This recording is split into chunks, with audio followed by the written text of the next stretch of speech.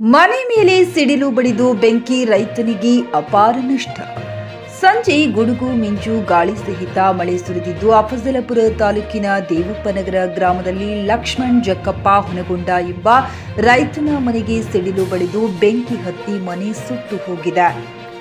ಸಿಡಿಲು ಅಪಘಾತಕ್ಕೆ ಮನೆಯಲ್ಲಿರುವ ರೈತ ಬೆಳೆದಿರುವಂತಹ 10 ಚೀಲ ಗೋಧಿ, 5 ಚೀಲ ಜೋಳ, 3 ತೊಲಿ ಬಂಗಾರ, 1 ಲಕ್ಷ ಹಣ ಇತರೆ ವಸ್ತುಗಳು ಸುಟ್ಟು ಭಸ್ಮವಾಗಿದೆ. ನಾಶದಿಂದ ಕಂಗಾಲಾಗಿ ದಿಕ್ಕು ತೋಚದಂತಾಗಿರುವ ರೈತ ಲಕ್ಷ್ಮಣ್ ಜಕ್ಕಪ್ಪ ಹೊನಗೊಂಡ, ಜಯಶ್ರೀ ಲಕ್ಷ್ಮಣ್ ಹೊನಗೊಂಡ ಪರಿಹಾರಕ್ಕಾಗಿ ಮೊರೆ ಇಟ್ಟಿದ್ದಾರೆ. Siphon Mulla, JK news Kannada, Afzalpur.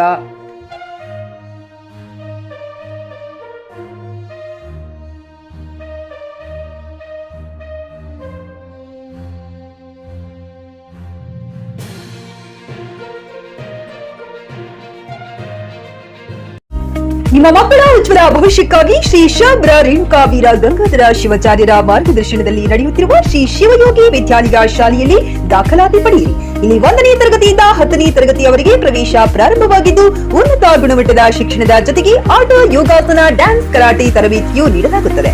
5ನೇ ತರಗತಿಯಿಂದ 10ನೇ ತರಗತಿಯವರೆಗೆ ವಸತಿ ಸೌಲಭ್ಯವೂ ಕೂಡ ಲಭ್ಯವಿದೆ. ನುರಿತ ಶಿಕ್ಷಕರಿಂದ ಬೋಧನೆ ನೀಡಲಾಗುತ್ತದೆ. ಎಸ್ಎಸ್ಎಲ್ಸಿಯಲ್ಲಿ ಈ ಶಾಲೆಯ ಫಲಿತಾಂಶವು 100%ವಾಗಿದೆ. ಹಾಗಿದ್ರೆ ತಡೆಯಾಕೆ? ಇಂದೇ ಭೇಟಿ ನೀಡಿ ಶ್ರೀ ಶಿವಯೋಗಿ ವಿದ್ಯಾಲಯ, ಹುಮ್ನಾಬಾದ್. ಹೆಚ್ಚಿನ ಮಾಹಿತಿಗಾಗಿ ಸಂಪರ್ಕಿಸಿ 8747071091 ಅಥವಾ 9164643288.